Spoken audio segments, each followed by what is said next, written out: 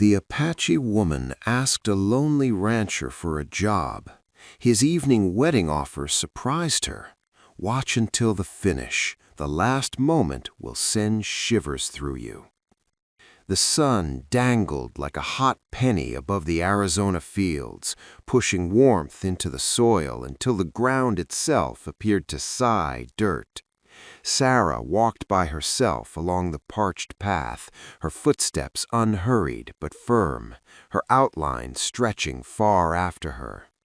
Perspiration soaked the borders of her faded gown, and the hide band of her tiny bag chafed against her arm, but she did not pause.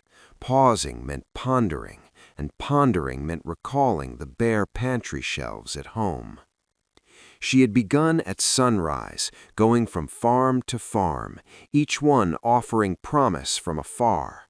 Large sheds, feeding cows, water wheels spinning slowly in the air current. But nearby, the promise always faded in the same manner. A rap on a timber entrance, a farmer eyeing her from head to toe. They were not employing. Some did not even swing the entrance fully open. Some did not say a word. One fellow spit into the soil by her shoes. She held her head up each time, though her belly nodded more with every denial. She was not seeking handouts. She understood horses better than most fellows who said they possessed them. She could follow a lost young cow over rocks, interpret skies like a chart, and sense when the dirt required a break. Her father had shown her all of it before the cold sickness claimed him. Since that time, the duty had landed on her, for her little relatives, for the seniors who could no longer journey distant. By midday, the warmth wavered over the territory, clouding the distant line. She had one farm remaining, placed at the border of the hollow, where the path narrowed into barely a track. The spot seemed abandoned, barrier stakes tilted at weary slants, weeds forced through barren meadows. The shed entrances swayed ajar, groaning gently in the breeze. Sarah nearly headed back. A fading farm could not nourish anybody. But then she spotted him. A man stood by the enclosure, arms folded back, mending a split bar by himself. No helpers, no kin, just him and the quiet. His actions were unhurried, not idle, burdened, as if each gesture bore load past the timber in his grasp. She moved nearer, shoes grinding on pebbles. He glanced up, gaze keen but not harsh, as though he had awaited letdown long prior to her coming. "I'm seeking employment," she stated, her tone even, despite the distance she had covered. His look did not fall to her outfit or hang with doubt. He examined her features instead, probing, gauging something she could not spot. The breeze flowed between them, bearing the barren aroma of ground. Then he uttered soft and sure. "I'll offer you a position," he stated, "only if you'll wed me by evening." Sarah gazed at him, sure for an instant that the warmth had muddled her ears. The breeze scraped over the barren meadows, clattering the lax shed door behind him. But he did not grin, did not fidget, did not appear like a fellow telling a jest. "Wedding is not employment," she stated, her tone level as rock. "I know," Tom responded. His palms lay on the barrier bar he had been mending, finger joints coarse, hide split from light and toil. "That's why I mentioned it." She examined him more closely now. His top was neat but aged, arms mended at the joints. The farm after him spoke a stronger tale. Empty enclosures, implements dropped where one fellow could not complete all in a single day, meadows pleading for attention.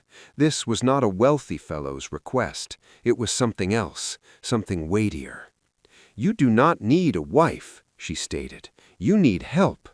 "I require somebody who remains," he replied softly. "Helpers depart when wages are delayed. Neighbors do not visit. Kin," his chin firmed, "kin is departed."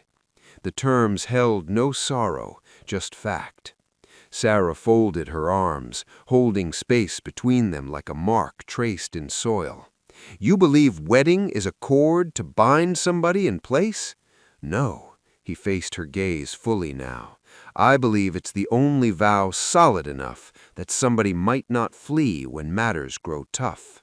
The sun had started its gradual descent, glow shifting from pale to yellow. Time, she understood, was advancing whether she wished it or not. She ought to depart. Every teaching existence had provided. Hers indicated not to rely on an unfamiliar fellow with eager gaze and a withering farm. But she also recognized what famine appeared like on a young one's features. She recognized the load of seniors, fiending they were not weary, so the youthful would not fret. "Why me?" she inquired. Tom looked beyond her for a moment, across the territory, across the crisp grass and drooping barriers. "Because you did not view this spot like it was done," he stated. "You glanced about like you were already planning how to mend it." That surprised her. It was accurate. She had observed the water channel that could be cleared, the grazing area that could heal if allowed rest. She had viewed potential. "Wedding does not signify control," she stated strongly. "I do not belong to you. We labor alongside, partners, choices shared." He inclined his head without delay. Partners. The terms rested between them, delicate but genuine.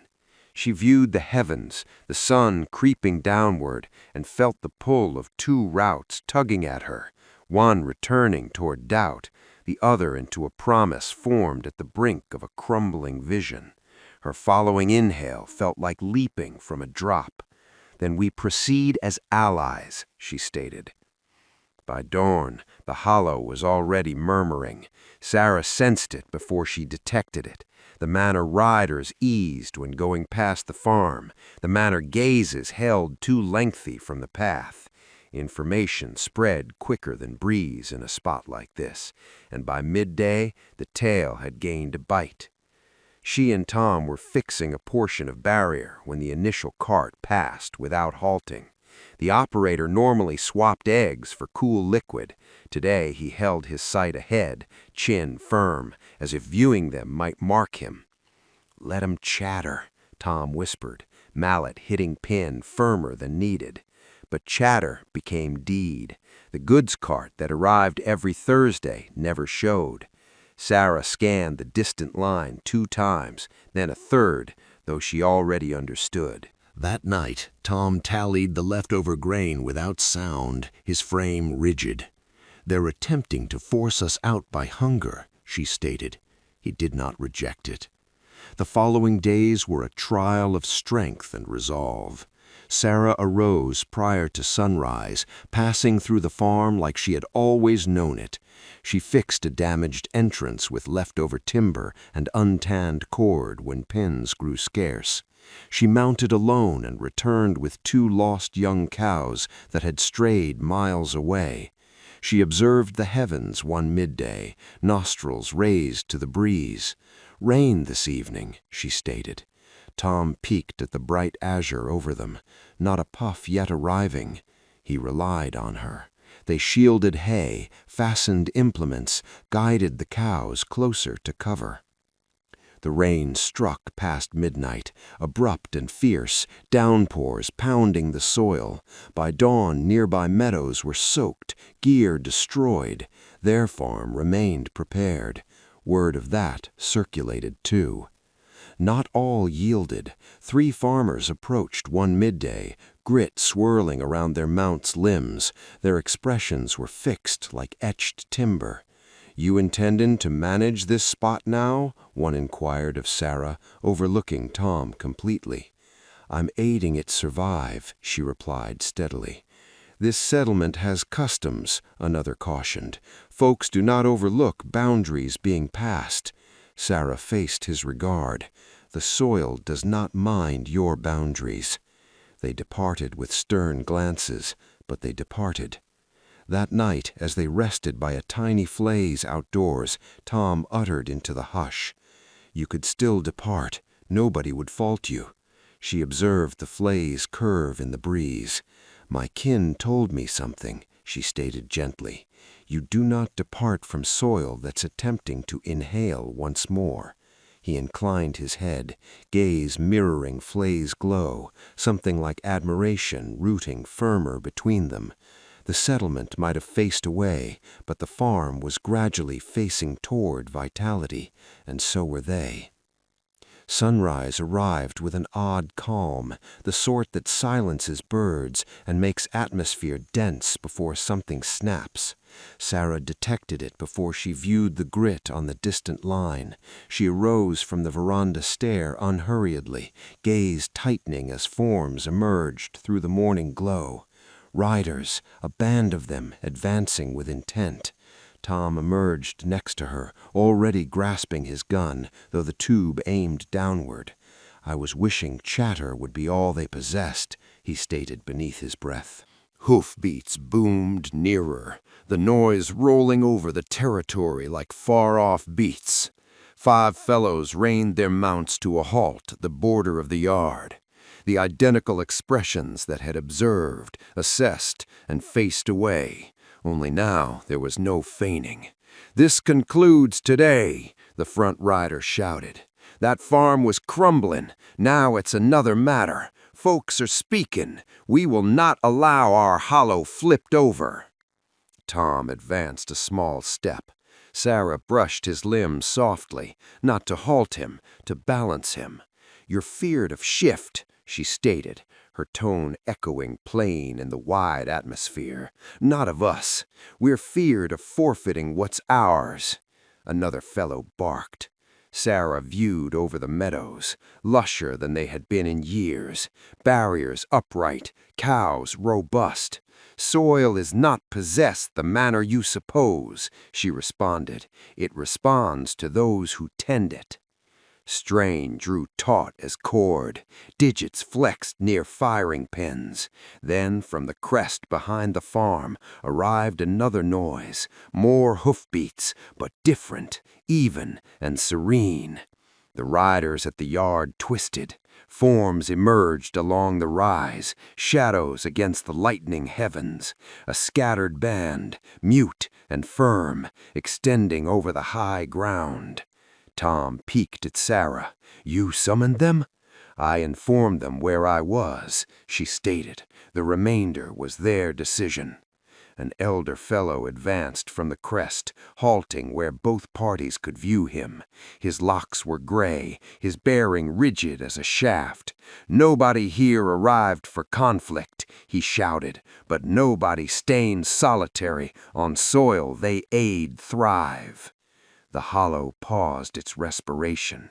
The farmers viewed the meadows once more, at the mended sheds, the water channel flowing pure. They viewed evidence right before them, not terms, not vanity, effort, existence. The front's hold on his gun eased first. Gradually he dropped it. One after another the rest complied. Grit calmed. Frames eased. Seasons afterwards, some of those identical fellows returned, headwear in grasp, inquiring how she had protected her plants from disease, how she had interpreted the climate so keenly. Sarah replied to each query, and one night, as the sun sank mild and yellow, Tom stood next to her on the veranda. "You did not merely rescue this farm," he stated softly. She slid her palm into his. "We provided it a motive to persist." Thank you for riding along on this story. Drop your location and time one more time if you'd like, and if it touched you, send some stars, follow, and share it with someone who needs to hear it. See you in the next tale of courage.